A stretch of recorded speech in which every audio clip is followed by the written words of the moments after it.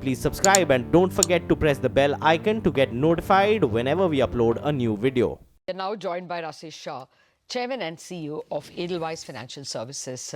Good morning, Rashesh. Thank you very much for joining us. Well, you understand all these markets well. Does the debt market, is it possible to raise money in the debt market now? And will that become possible only if the regulator does something in terms of a line of credit? See, I think there are 3-4 factors we should keep in mind. I don't think that debt markets are closed forever, but we always have a liquidity crunch around the last week of September and last week of March, because I think end of half year and end of the fiscal year are always liquidity tight period where a lot of the corporates and banks who invest into liquid funds in the mutual funds, they withdraw money. So there is always a commercial paper unwinding that goes on. Obviously that has got exaggerated because of the recent events which are there. I do think the commercial paper market will be there, but will be much smaller. If you look at currently the total commercial paper market for NBFCs is about 2.5 lakh crore. I think it will stabilize at about 1.5 lakh crores or so. If you look at a lot of the steady state liquid fund data and all. So I think it will be there, but not to the same scale it was there. Also, I think most of the people use commercial paper, like we use commercial paper, but only with a backup of undrawn lines, because every quarter, every half year, you redeem your commercial paper and use the bank lines, and you use a combination of these two, and that will also continue, I guess. Okay, and yesterday I was asking people exactly this. After all, commercial paper is drawn from your credit lines, carved out of your credit lines.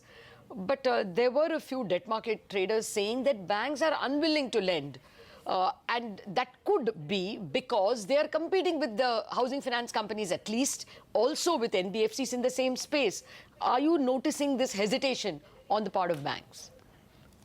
No, actually in the last 3-4 years, I think banks, the best part of the bank's portfolio has been their exposure to NBFCs. In fact, there is almost zero NPAs on banks giving loans to NBFCs across the board. Also remember, at a structural level, and this is a very important part that a lot of people have not appreciated, when banks give a loan to NBFC, let us say 1,000 crore loan, banks will keep aside, say, 100 crores of equity for that.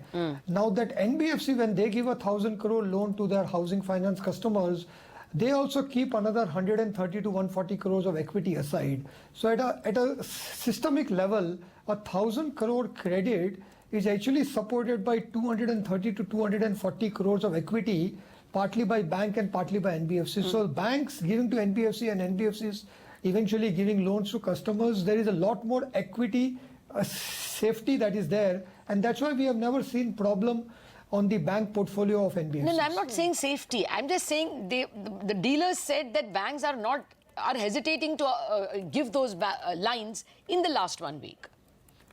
I think a large part of this is the current upheaval that is going on because information, there are a lot of rumors and all.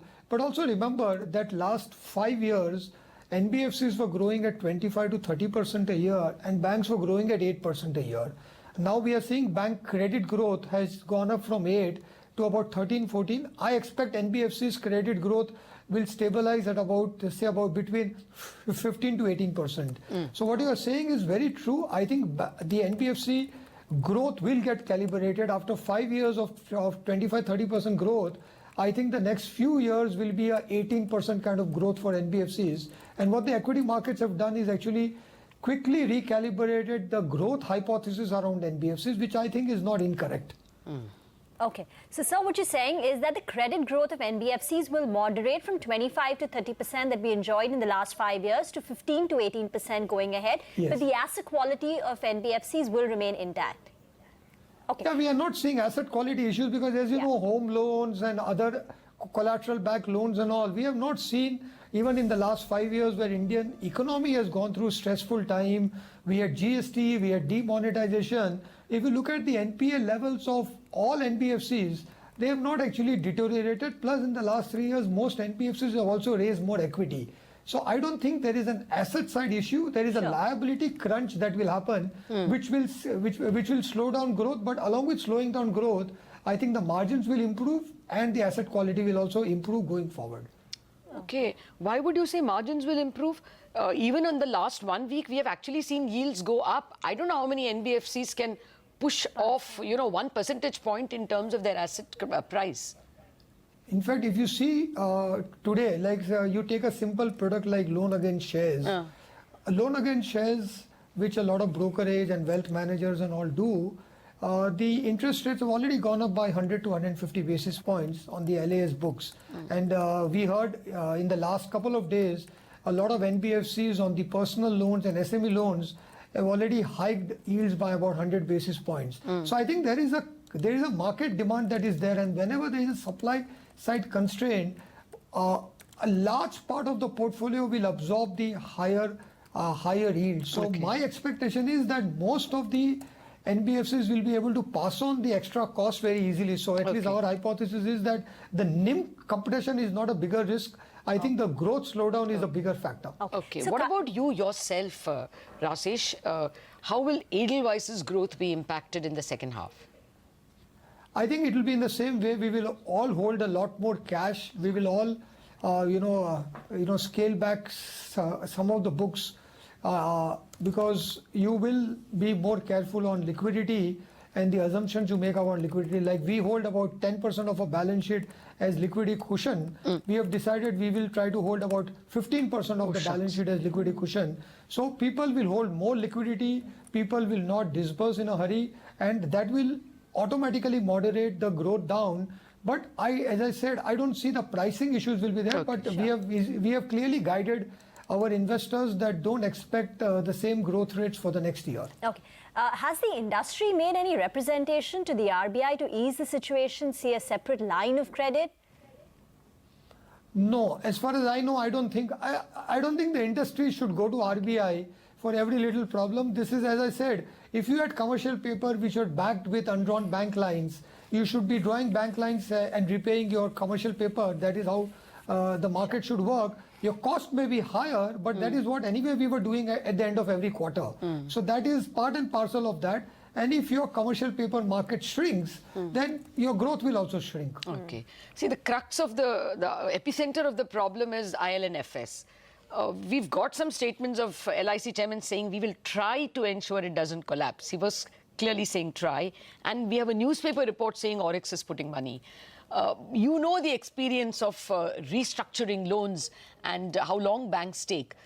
What is your sense of this, the end game of IL&FS?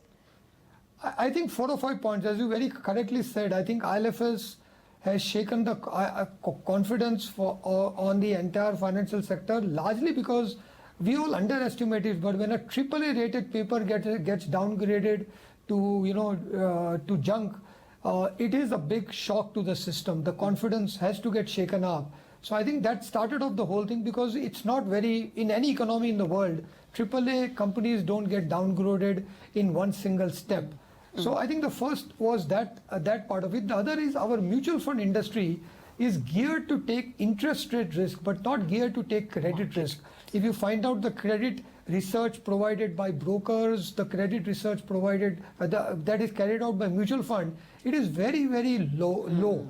So all the mutual funds, everybody carries out interest rate risk. Everybody listens to you, figures out what is happening to repo and all, but nobody does credit research in India. And I think this should highlight the fact that we need to not outsource credit research to credit rating agencies, but everybody needs to conduct credit research.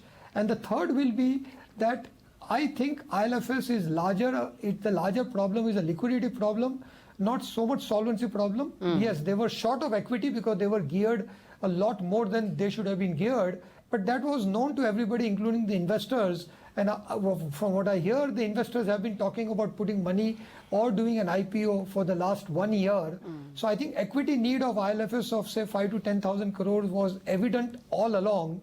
But that equity shortage has been coupled with a liquidity mismatch, which is also another 8-10,000 crores. So if the investors provide liquidity and some equity, I think the problem can be handled. Okay. One final question, Mr. Shah. IL&FS assets are on the block. You have a leadership position in the stressed asset space. Have you evaluated the assets? And how quickly will they sell? No, I think a lot of the ILFS assets are not at IFS level. They are at the subsidiary level. The Yes. the road assets Correct. they Yeah, have and SPV others they assets. have. They already have some term sheet signed. We have an infra yield fund in which we also buy this asset. So I'm sure they would have evaluated. I've not been in the loop on that, but we're always looking to buy operating infra yield assets. So in that we would have evaluated. But ILFS is selling assets at the road level and at the power SPV level. Okay. Well, a very quick question. I'm completely out of time. I'm borrowing from the next show. New rules needed in terms of caps for mutual fund investments sectorally. New rules needed for rating agencies, you think? Yes, I think we need that. I think we also need rules for ALM management of NBFCs. If NBFCs are using commercial paper, they should have undrawn bank lines as part of the rules. All this needs to be articulated and put down. I think we have to learn from this that commercial paper market can be uncertain and people have to be prepared for that. So I agree with you. I think we need some new rules on this. Okay.